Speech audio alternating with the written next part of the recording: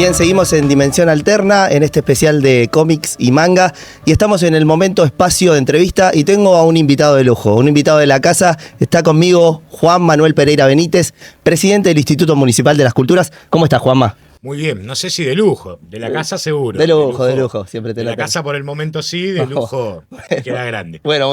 Bueno, gracias por acercarte en este especial y yo me tomo el atrevimiento de definirte a vos como un conocedor, fanático, consumidor de lo que es el cómics y el manga. ¿Es así? ¿Cómo lo pensás vos? No un fanático, sí conocedor Sí. de alguna parte del universo cómic y manga, más cómic que manga.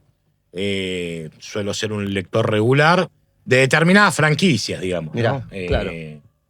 De algunas cosas de DC, algunas cosas de Marvel, de algunas cosas nacionales también, y sobre todo del universo Star Wars leo bastantes cómics. Bueno, y te pregunto, con lo que ahí decís vos, ¿cuál es tu cómic o manga favorito, si tuvieras que mencionar alguno? El Eternauta. Bien, El perfecto. cómic El Eternauta, sí, sin lugar a dudas. Y después, bueno, soy muy fanático de todo el universo Star Wars, entre ellos novelas gráficas, cómics.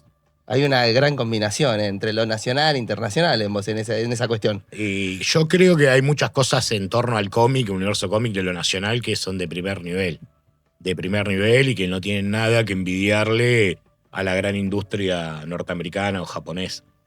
Antes de meternos en el Eternauta, que lo nombraste, una gran historieta, ¿soñaste alguna vez, me voy un poco a tu niñez, con ser un superhéroe o personaje? Sí, ¿Tuviste? jugaba todo el tiempo. De chico jugaba todo el tiempo a ser un superhéroe, algunos personajes en general, y después con los amigos, me acuerdo. Cuando yo era chico era el auge de las primeras temporadas de los Power Rangers, y jugábamos a hacer a los Power Rangers. Terrible serie. Sí, sí, muy buena. Muy buena. Ahora la miro de grande y ha perdido un poco de magia, pero en su momento nos voló la cabeza. Claro, sí. A los de mi generación, por lo menos, sí. ¿Sos de coleccionar ahora actualmente muñequitos? Sí, sí. Contanos un poco de eso, porque está bueno saberlo. Sí, tengo muchísimos juguetes de colección. Voy sumando. Ahora no voy sumando tanto en el último tiempo porque me quedé sin lugar, pero tengo toda una habitación en mi casa, yo vivo en la casa que era de mis viejos. Y en la pieza mía de la adolescencia, que es el último piso de la casa, un gran altillo, que tiene mucho lugar, hoy tengo mi biblioteca, mi escritorio, consolas de videojuegos y toda la colección de cómics y juguetes, ¿no? Que es un lugar que comparto con mi hijo. Wow, sagrado, buenísimo. Sí, ese... Era el altillo, la casa es muy grande, mis viejos hicieron una casa muy grande. Y el altillo estaba sin uso, prácticamente, y hace 2 años atrás lo pusimos en condiciones.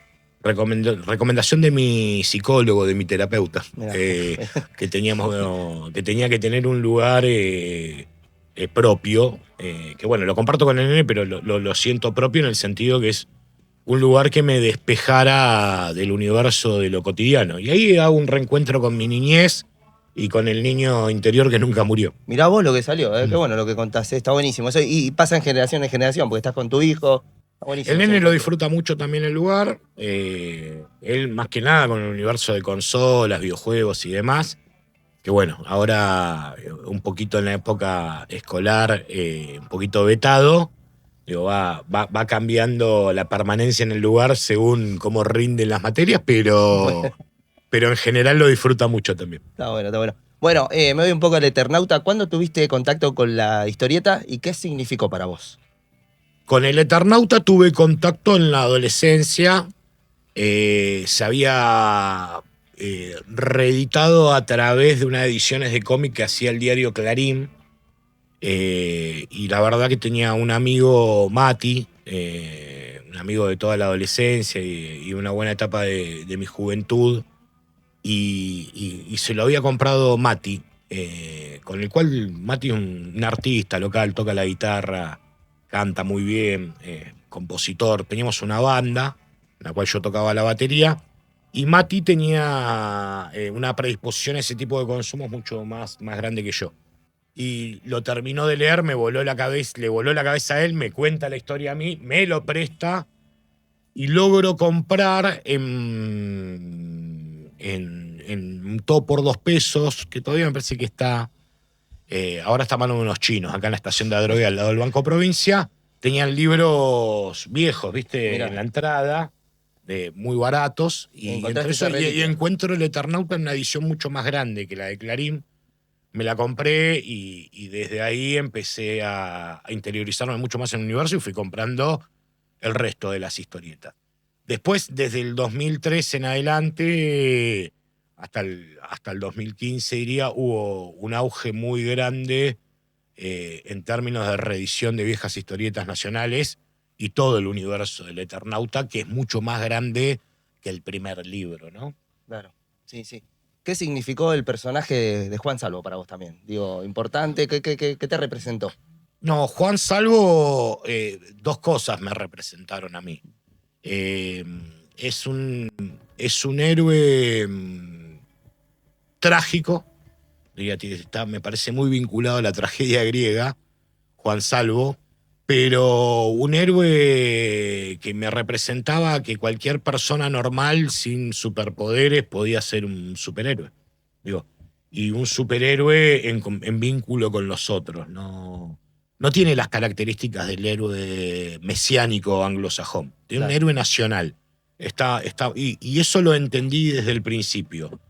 Con los años fui descubriéndole cada vez más características, al punto que tengo aprobada por la Universidad Austral toda una tesis sobre el Eternauta y un análisis sobre la serie, Wow. el cómic, y además vinculado al pensamiento de Arturo Jauretche y Jorge Luis Borges.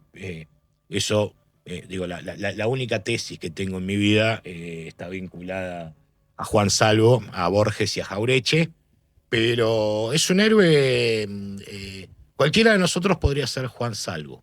Qué locura, ¿eh? Qué bueno ese mensaje también, para entender que estamos, ¿no? Para, en lo colectivo, Sí. crear ese héroe.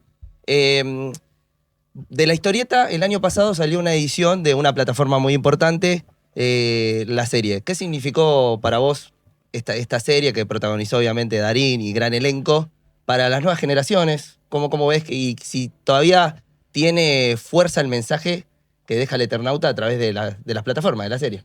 Un fenómeno maravilloso, por donde se lo mire, por 3, 4 cuestiones. La primera, que Netflix es un gran vehículo para que una historia nacional como el Eternauta tenga capacidad de masificarse en lo universal, ¿no? En el mundo.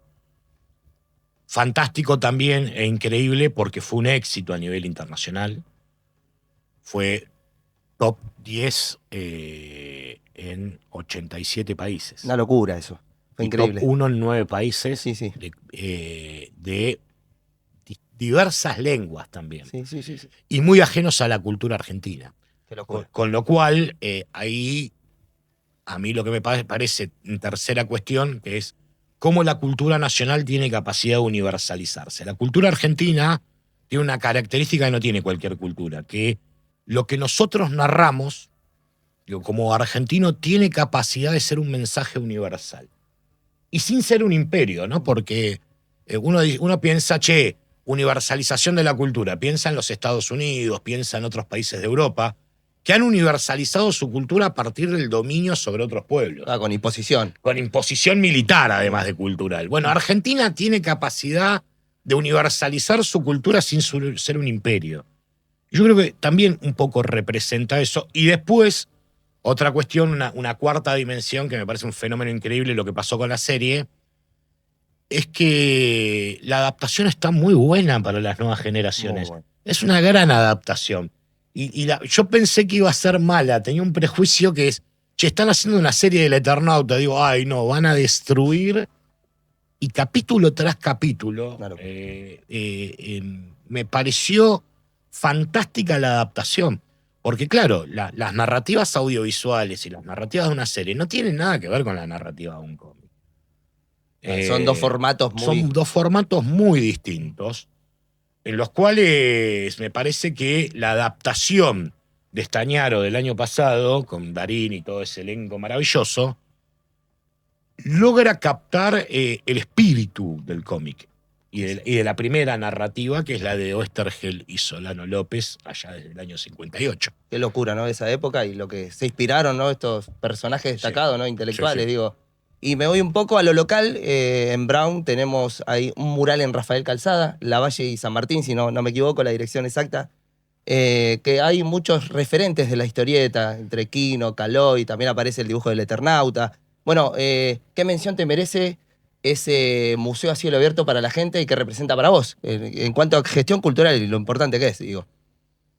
Yo creo que parte de ese programa, una gran parte, tiene que ver con reivindicar lo propio, ¿no? Digo, encontramos murales de Dragon Ball, de Batman también, encontramos murales de paisajes. Digo, es un programa de museo a cielo abierto que para mí enaltece la cultura browniana, un programa compuesto por muchísimos artistas de primer nivel de aquí del distrito.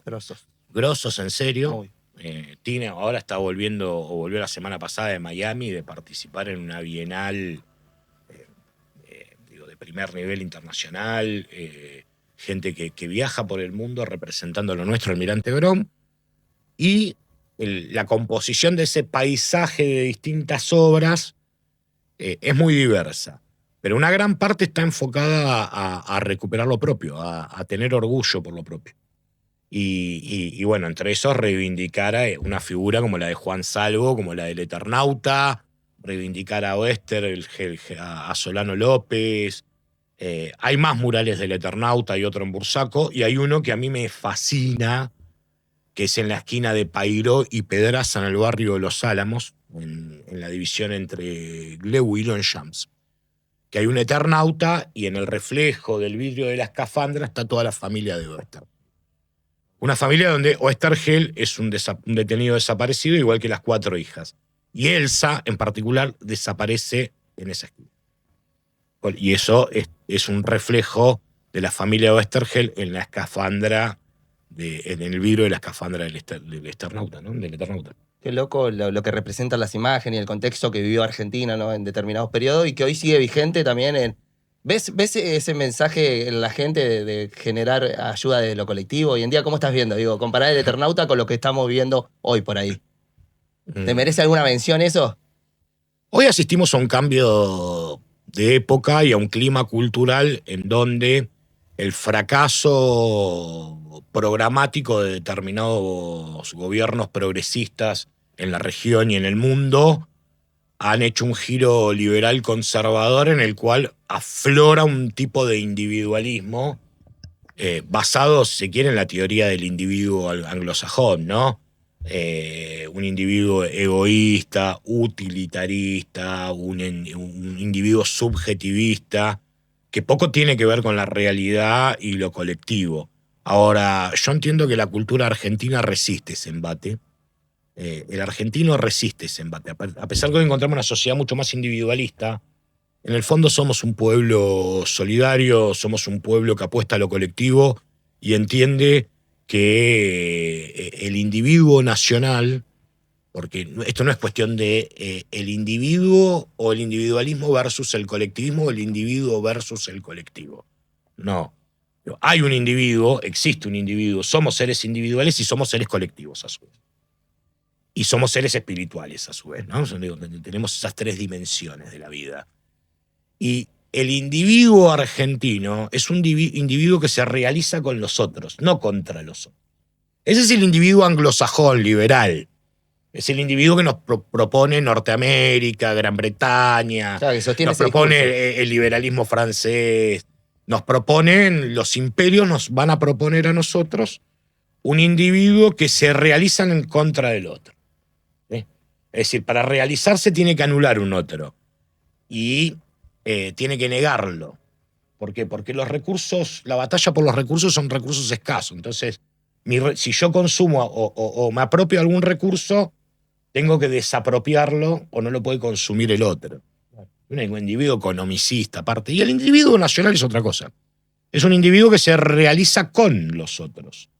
Es un individuo que encuentra su destino en el otro. Y ese es el mensaje de fondo del Eternauta, pero también es una característica de la cultura nacional.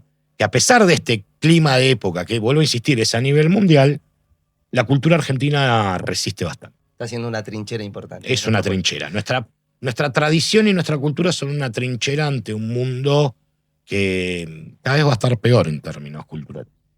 Bueno, Juanma, antes de despedirte, la verdad que esos conceptos ahí, diferenciando la cuestión, interesante muy. ¿Algún mensaje para los jóvenes, la juventud?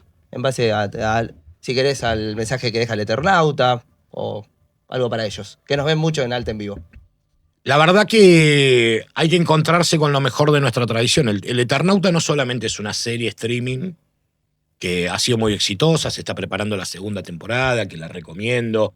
Recomiendo consumir cine y series argentinas, a pesar que hoy las plataformas streaming sean de empresas extranjeras, me parece que son un gran vehículo para la producción nacional y para consumir lo propio. Pero además de ser una serie streaming, el Eternauta es parte de una tradición cultural, como hablábamos hace un ratito, es parte de una tradición artística que tiene que ver con el universo del cómic nacional, que vuelvo a insistir, es de primer nivel y no tiene nada que envidiarle al cómic anglosajón. Y me parece también que el Eternauta es una forma o es un vehículo para ser argentinos, ¿no? Porque el Eternauta, por ejemplo, trabaja sobre un género que es la ciencia ficción, que es un género anglosajón, pero no hace una repetición colonial de ese género. La diferencia. Se lo apropia y se construye en clave argentina. Si yo desde Argentina me pongo a relatar una invasión extraterrestre que tiene como epicentro en Nueva York, está claro que estoy colonizado. ¿Por qué? Porque es un género extranjero y yo de Argentina relato lo que pasa en el extranjero. ¿Qué pasa si yo tomo ese género, lo mezclo con el costumbrismo argentino, ¿no? El truco. La nevada mortal sí. surge en una partida de truco. Sí. Y además de eso, el epicentro mundial de la invasión es una Buenos Aires, muy cercana a nosotros, ¿sí? Ya no hay repetición colonial en eso. Lo que hay es apropiación, porque el centro del universo, el universo se descubre en la cercanía. El centro del universo es algo próximo, muy en consonancia también con el Aleph borgiano, ¿no? Sí. El universo lo podés encontrar en un sótano de Constitución o en una nevada mortal en un chalet de Vicente López, o en la serie en el taller de Favalli en el Zen. Hay algo en torno a que, mensaje para los jóvenes, la tradición no es el pasado, la tradición es lo vigente. Hay mucha vigencia en el Eternauta y hace honor a las mejores de nuestras tradiciones que tienen que ver con recuperar un espíritu nacional que parece que a veces se licúa en esta época tecnoimperial y poshumanista. Tenemos para rato para hablar con todo lo que tiraste. Juanma, agradecerte. Gracias por estar presente en este especial de manga y cómics aquí en Dimensión Alterna. Bueno, espero que haya hablado de manga y cómic. Me parece que hablamos de cualquier otra cosa, pero me gusta. Aguante el Eternauta. Vamos. Muchas gracias, Juanma. Bueno, nosotros seguimos con más programa. Hacemos una cortina. No te muevas que hay mucho más. Gracias.